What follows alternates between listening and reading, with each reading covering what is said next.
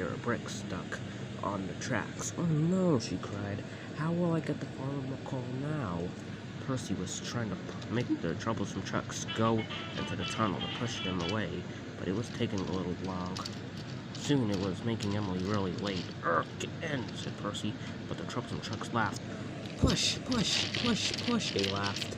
Emily thought it would be good to boss Percy around.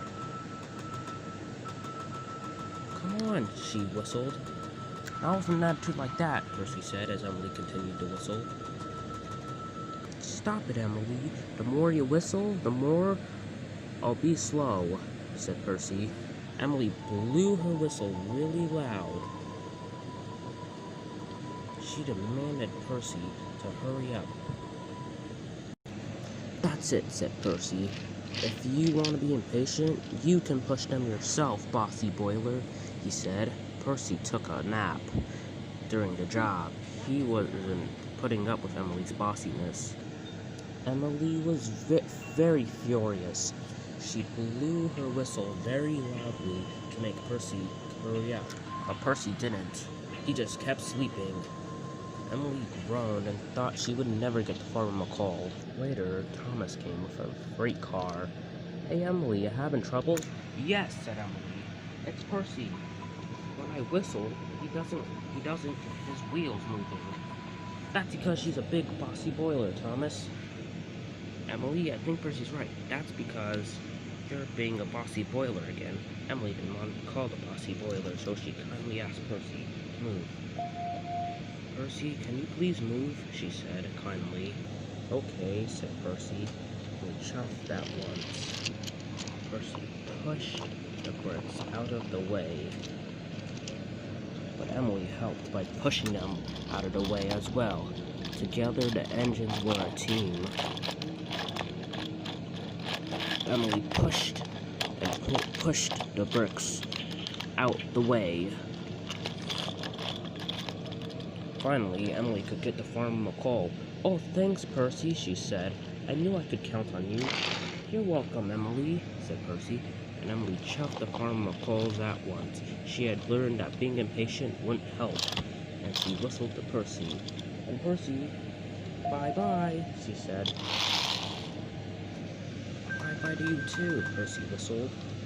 Once upon a time, or should I say, one winter's night, Thomas, James, and Henry were all sleeping in their sheds, cold and cross. "You want me to tell you guys a story?" "Yeah," said Henry. "Of course," said James. Once upon a time, there was an engine named Old Sneezer. He didn't pay attention or follow the rules. The manager usually had to come and scold him. "If your driver says stop," he would always say whenever he didn't pay attention, "he means stop." But Old Sneezer did not care. He just howled with laughter. One day, Old Sneezer found that the coaches and cars were singing rude songs about him. At first, he didn't really mind, but then when he came back after miscalculating his brakes and not paying attention, he was very furious. "I'll show you," he said. His brakes launched forward. "Help!" said the coaches. "Ah!" screamed the freight cars. His brakes were still on. "Oh no!" he said. "I can't stop!" Then the manager came. He was very enraged. "That's it!" he shouted. "You will now sleep at the back of the shed until I find something else to do with you." Old Sneezer was very sad. He wanted to have a second chance, but the manager did not allow second chances. A wise crane engine came and put him back on the rails. Later that cold night, the manager still scolded him. "You will stay in the shed until you are wanted," cried Old Sneezer. "That's it," said Old Sneezer. "I won't listen to my manager," he said the next morning. "I'm leaving," he said. The points changed, and the freight cars were still damaged. "I'll show them what I can do." Old Sneezer wasn't being wise. "Oh no," he said. I'm not in the sandbox. Children are now gonna play with me. You got that right, you stupid little engine, yelled his driver. Then a crane came. What do we have here? He laughed. A big black coal-burned sausage? Oh, shut up, said Old Sneezer, and get me back on the rails, because my wheels are aching, my boiler is bubbling, and my whistle is broken. The manager was very cross. This accident, he said, would never happen if you would just stay in your shed, because I told you, if you want to be useful, you can stay in your shed if you want to be wanted. Old Sneezer felt guilty. The craned tank engine was delivering, was actually, I mean to say is that he was lifting the freight car off the tracks, while the manager was still thinking of ways to punish Old Sneezer. Meanwhile, Old Sneezer was huffing away. I'm making, he said, until he broke the buffers. Help, he said. His brakes were still on, but his wheels ached now. The manager came. That's it, he said. Since you won't be useful and listen, you're given a serious punishment when you get home, cried Old Sneezer. The workmen cleaned him up and made him a generator. This is not what I asked for, he whined. Oh, shut up, said the workman, or I'll put you in a stew can. Old Sneezer was shut up after that word. The workman went home, and Old Sneezer was very scared. Soon, he became nothing but a piece of rubbish. That was a good story, said James. Yeah, said Thomas. One day, Henry was resting when Sir Topham Hatt came. Henry, he said, you have to collect a special from the docks. Henry was excited and puffed away at once. On his way there, he found a fire truck called Evan. Evan had not been touched for a long time, and he wondered who Henry was. Who are you? Said Evan crossly. He was trying to nap. I'm Henry. I'm gonna take you to meet Edward. Pah! He's probably an old steam puff. This made Henry cross, but Henry did it without complaining. Henry just ignored him while he was Henry just ignored Evan while he was complaining and just chuffed off to the docks.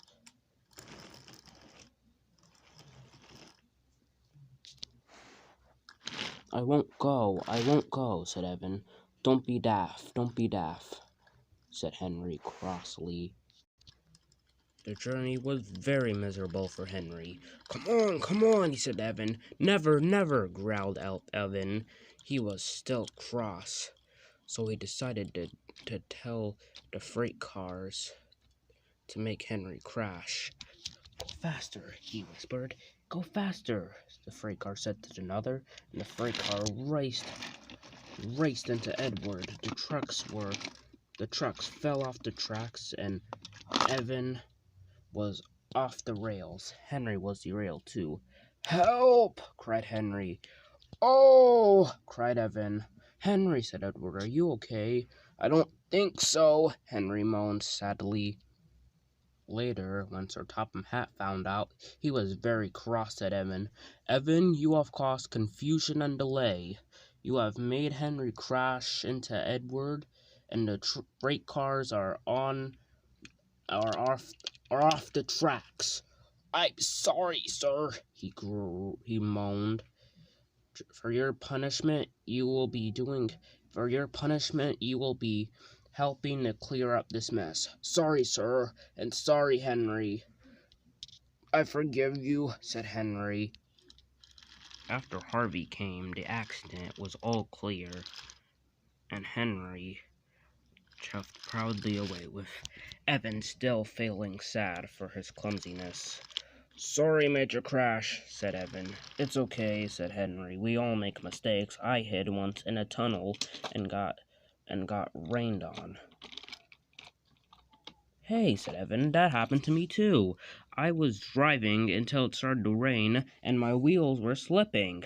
And then I nearly fell. My driver didn't listen, so I honked loudly at him, and I was sent away by the manager because I caused a lot of trouble by making all the other machines late.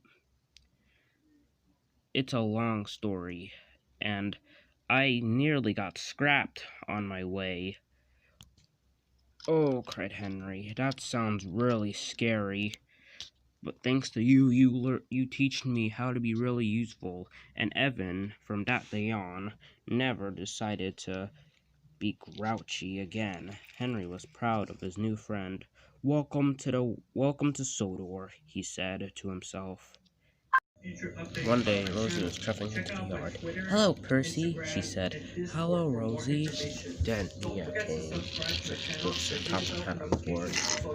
"Rosie," she said, "James has had an accident on his way to Bakerstown. Can you take the express?" "Yes, I can," said Rosie, and Mia chuffed away. "The express is a hard job," said Thomas. "Yeah, I remember Emily pulling it, and she said she was very bad at it. So bad that her top hat hadn't let her pull it ever since she first arrived." "Ha," said Rosie. "I'm not like Emily," she said. Thomas knew this wasn't gonna end well. Rosie came into the yard to get her coaches. "Now be careful," said Nia. "They're very heavy." "I don't need help," said Rosie crossly. The coaches were heavy, but Rosie did not help. "Good luck," said Bertie. But Rosie had already chuffed out. Rosie was doing an excellent job with the express. However, she had to wait for Evan. She was very impatient. "Hurry up, you slow coach fire truck," she said. "You're gonna make me late." Evan was very cross, but Rosie didn't even care one bit. She just carried on, bumping her passengers. However, Rosie had to stop. She was even more impatient. Henry had a broken wheel. He was at the Steamworks getting it fixed, while James had just gotten a new coat of paint and a new set of brakes. Rosie was very impatient. "That's it," she said. "I'm gonna leave Henry, and I'm gonna leave my and I hope the passengers like being stranded," she said crossly. "No, we don't," yelled the passengers. "This is a horrible railway." After leaving her passengers stranded, Rosie had to tackle Gordon's Hill for the first time. One cutscene would have naked pictures of a woman instead of the girl tied up. Come on," Rosie said to her coaches. Her coaches were very cross. "Stay out my way," Rosie said to Duck. This made Duck really cross.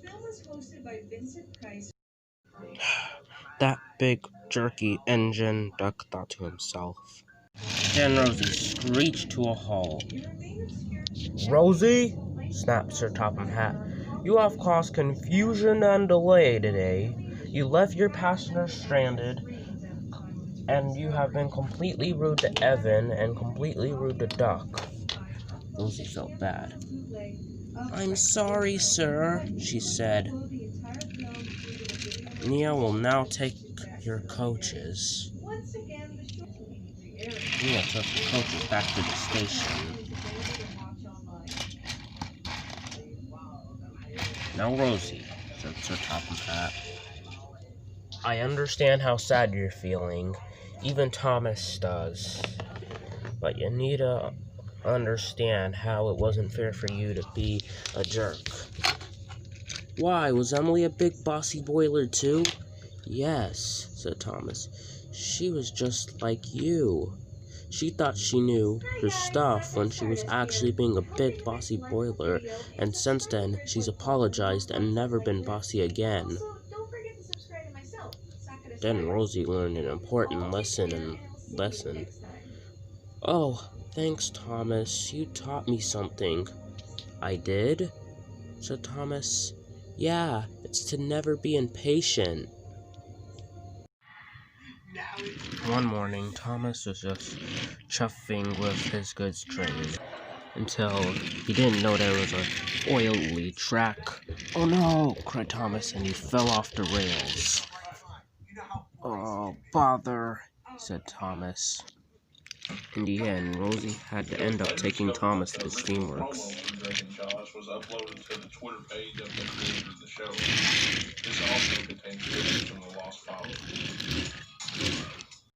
"Oh, thanks, Rosie," Thomas said as grass covered his boiler. "Oh, heh." Rosie blushed. "You're welcome." She was very flattered that Thomas was happy. So Rosie had to send Thomas to the Steamworks. Rebecca carefully shunted the freight cars in place. "Oh," they cried. They thought Rebecca had shunted them on purpose.